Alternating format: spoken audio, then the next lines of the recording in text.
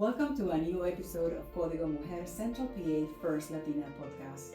Today we have a very special guest. Her name is Selma Toporan, founder of Aspire USA Coaching. Welcome, Selma, to our Código Mujer podcast. That means women's codes. Well, thank you for having me. Thank you. Thank you for accepting our invitation. I want to start with your story in the very beginning. I want to know, can you tell us a little bit about your journey and how you arrived to the U.S.? Yes, of course. I came to the United States at the age of 14 from Bosnia, and that was in the 90s during the war that was happening there. So after living in a refugee camp for a while, my parents decided that it wasn't really safe for us to go back home. So we decided to resettle in the United States, and that was with little to no preparation for what is to come. And that journey really stayed with me and was the reason behind Aspire USA Coaching, because I didn't want other people to go through all that by themselves and not have any support. You came to the US at a very young age. What was the biggest challenge you encountered? So the biggest challenge was clearly the language and the culture that is being experienced here, which is different from where I came from. So learning those social cues, how to make friends, how to even do school and work was different. So I had to really learn how things work here, which were totally different from how things worked back home. So that was the biggest struggle for me personally. What was that very specific moment that tell you, I need to create Aspire USA Coaching? Well, that really happened in kind of stages.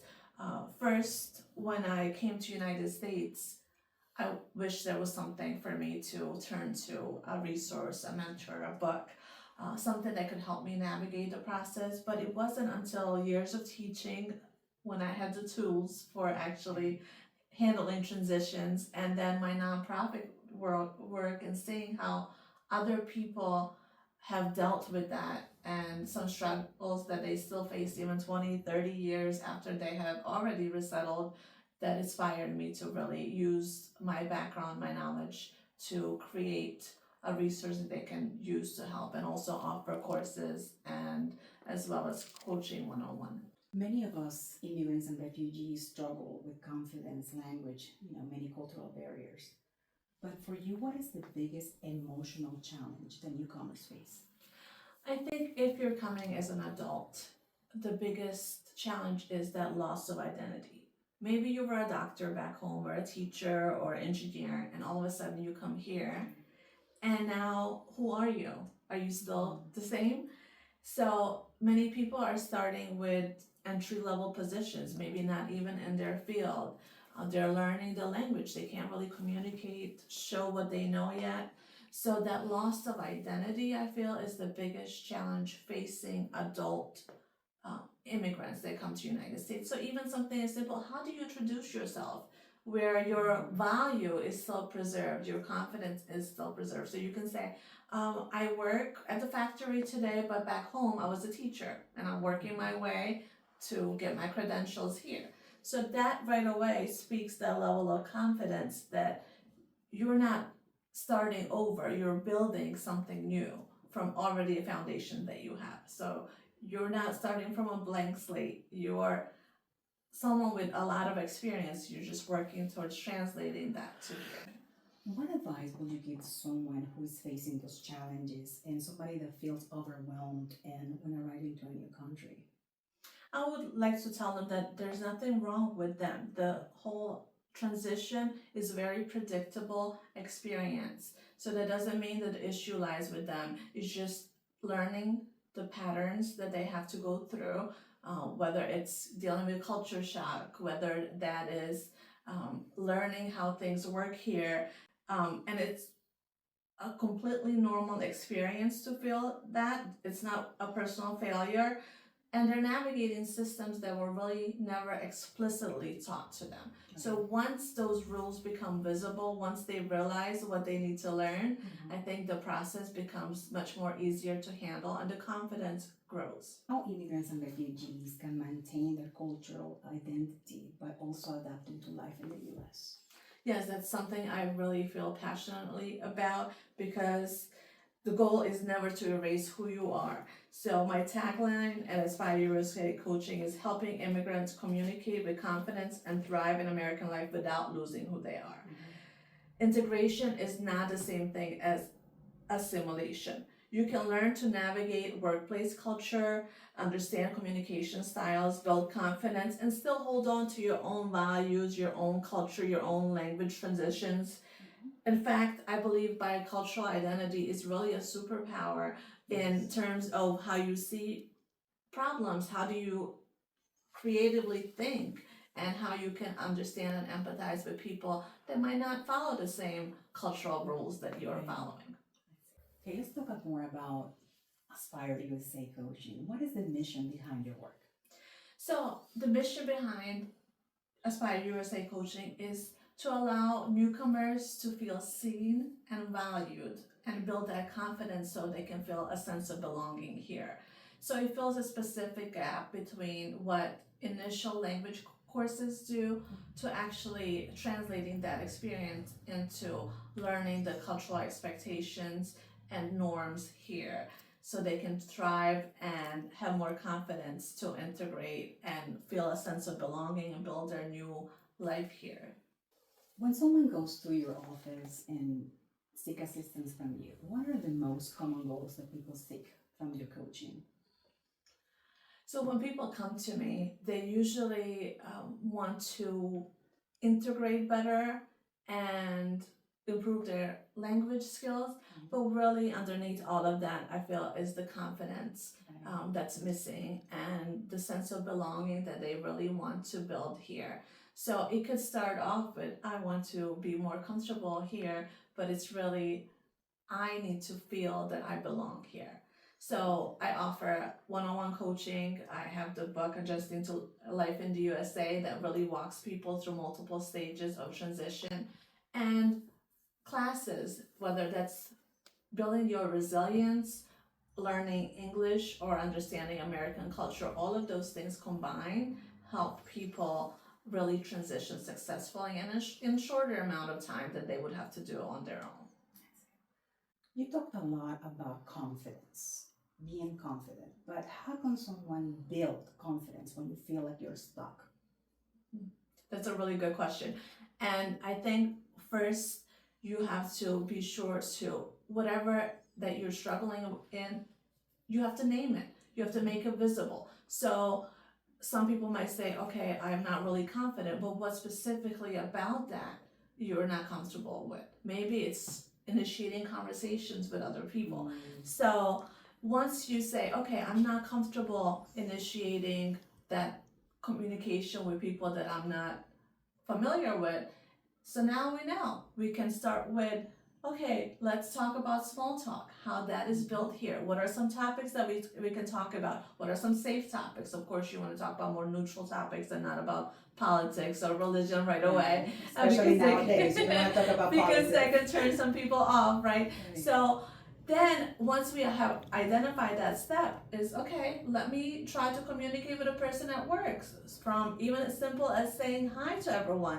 That really opens the door to building those friendships. So in United States, friendships really are built through like starting with small talk first and building that over a long period of time. It doesn't just happen instantaneously. So understanding that people need to use those skills of small talk to build relationships is really important, because some people really don't really value how small talks function as a gateway to building relationships in the United States. Selma, you mentioned the small talk. I think that was a struggle for me.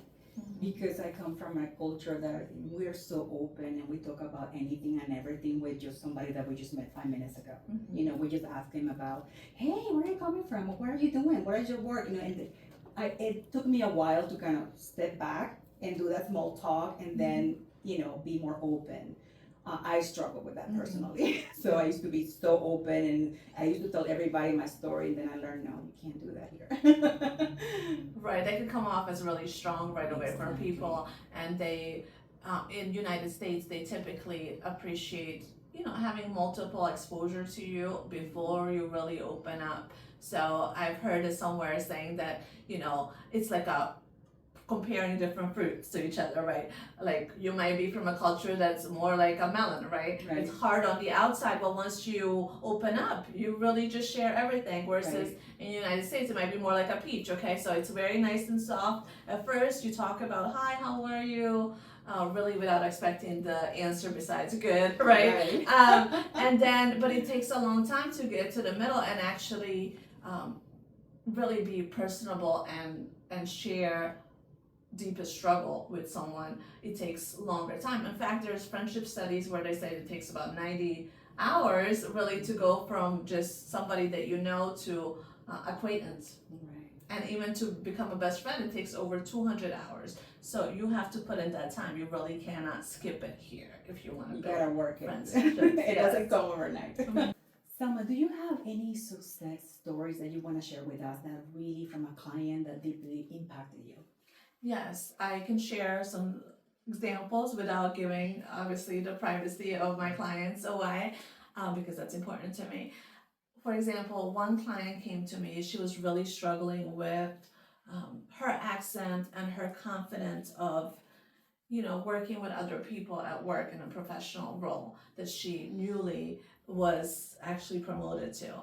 So after working with me for about 6 sessions, really, that's all it took, she was able to understand the workplace dynamic, how to really collaborate with people, and how to assign different tasks that she was able to do with her employees. And then she was able to also build connection with them on a personal level rather than what she was doing previously was just going right to work. And that important connection building, it was really key for her to feel like she belongs and that she feels like people understand that she really cares about them, which she did, but she really didn't communicate previously, so that can kind of turn some people off if you don't understand that. Another story was a client came to me, she was dealing with a domestic violence situation, and her English was very limited, so to get support services was something that she really needed help with. So I was able to connect her with an interpreter, and we were able to connect her with services, and she's doing quite well today, which I'm really happy about. Yes, that's wonderful to hear, especially when you come to a new place and you're struggling with something that you were not expecting. And then finding resources that you don't know where to go. So I'm glad that you were able to help her. If you can share with us like 3 small habits that people can do here to grow professionally and personally in life in the US. I would say first start with identifying what you're struggling with, whether that is having more confidence, whether that's speaking in front of people, whether that is taking more initiative at work. That is something that could be a really hard thing for people, especially because some people come from a more humble culture where talking about your own self and your skills is looked down upon. So advocating for yourself would be something that I would also recommend people do. And that is just speaking about what you do well and being enthusiastic about different roles here that are available to you, because that really comes across as willing to work with other people, willing to connect with them, and seeing the things in a positive way. So the more positive you can see, the more opportunities that you come across. It just works that way where you now, if you're looking for positives, you'll find positives. If you're looking for negatives, of course, we'll all find negatives, right? So you really want to work against your brain, because the brain tends to want to protect us, right? So you want to identify like the opportunities in your environment, and you're more willing to take chances, put yourself out there, and then observe what other people do. That's really important too, because we learn so much from observing, whether that's in personal life, seeing how our colleagues are doing it, especially the successful one, and asking questions. Don't be afraid to say, hey, how did you do this? Or I loved your presentation. Can you show me the process that you went through to put that together? And people are more than willing to really help you and mentor you, but you have to take that initiative to ask. They're not going to just come to you and say, hey, I would like to mentor you. You really have to kind of be proactive, put yourself out there after observing who you might want to connect with, and advocating for yourself in that regard. That's wonderful to hear, Selma, because a lot of us come to this country, immigrants and refugees, we come with luggage, right? We also comes, with knowledge and professionalism. And that is something that a lot of us struggle communicating professionally at work. What would be a good tip for us to improve our communication skills? And what do you think are the skills that are needed in the workforce as an immigrant? I think we all struggle with that at some point. Yeah. And learning about the context is very important. Besides the language, really, it's understanding how here people communicate with politeness first, honesty second. And that is very different from any culture where they tend to be more blunt and direct, and they'll tell you if they don't like something right away. And that can, be seen as really intimidating for some people here. They might not want to approach you, or if they're looking for a leader, they might not want to look at someone like that because to them that communicates negativity. So you really want to kind of take a step back and see that, okay, yes, I understand there might be some problems here, but let me first communicate something positive and then say, we might try this strategy, or I like what you said, can we also look at this alternative? So it's the delivery that is really important in the United States. Even like when your supervisor might correct you on something, but they really frame it as a compliment, and sometimes you can be like, okay, was that really a correction or was that a compliment? So you have to really be able to, they call it the sandwich method, where they start with a compliment, give you a slight little correction, and then end with a compliment. And oftentimes that goes over people's head. They think, oh, I just did good.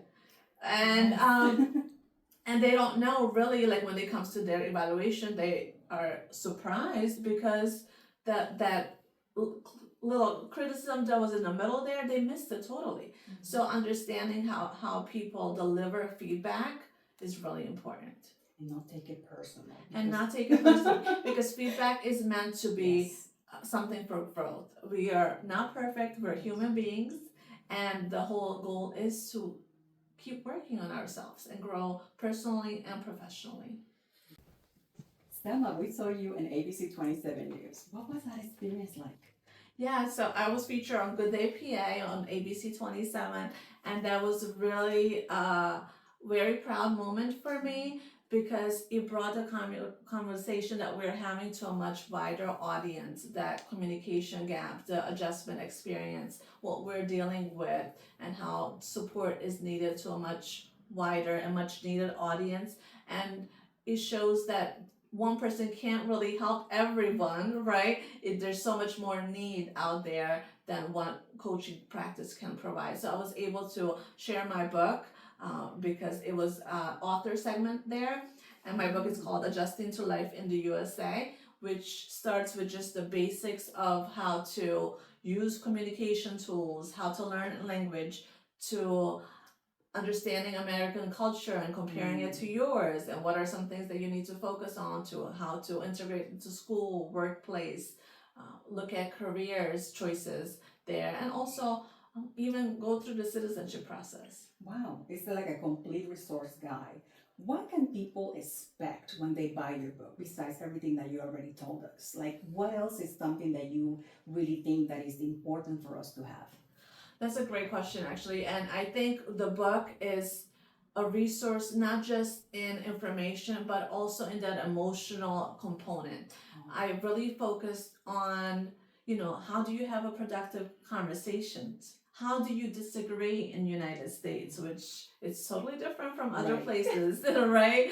And then also working on your own, not only confidence, but being able to take care of yourself, or what we call self-care here. So those are some pieces that I've also integrated, and I feel very proud of, because you can't just keep learning without what I call charging your own battery, right? You need to take time for yourself and be okay to say, okay, today was really overwhelming. I need half an hour to myself where it's just quiet in my house, if that's something that you like. Or maybe it's just listening to the music, or maybe it's calling somebody from your own country where you can just be like, okay, now I feel better because I know nothing is wrong with me. It's just this is a new country that I'm exposed to, and I'm just learning to navigate here. You know, Selma, you talk on a very important point because as immigrants and refugees, we concentrate on working, and we forget about self-care.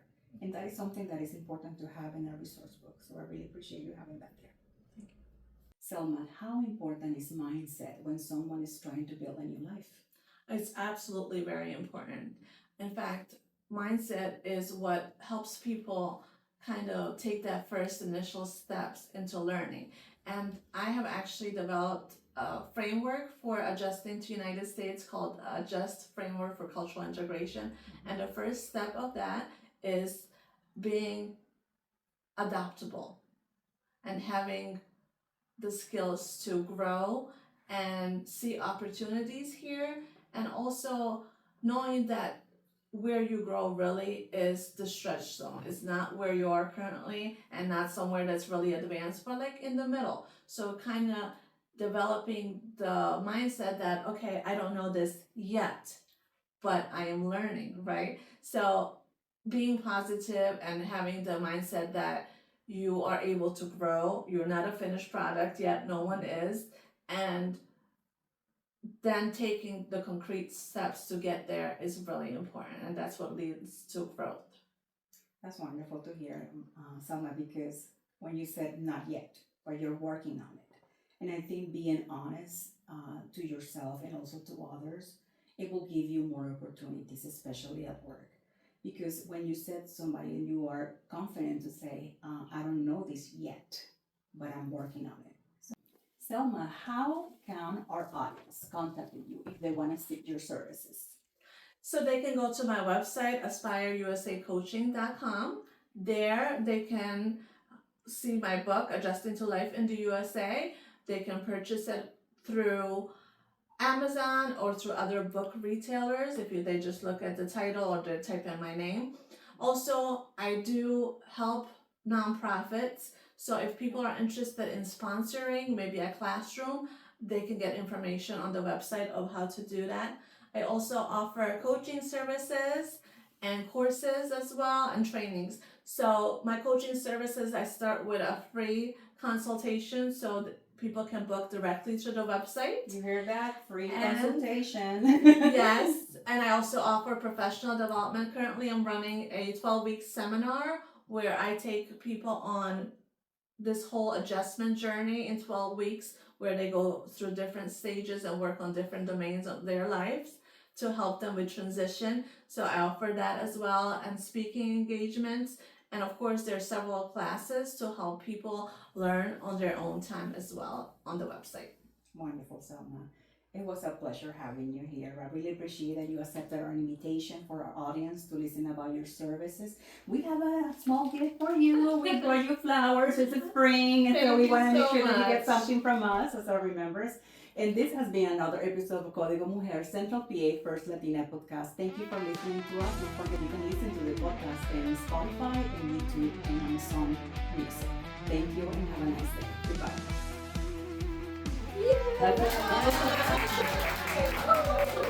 Yeah.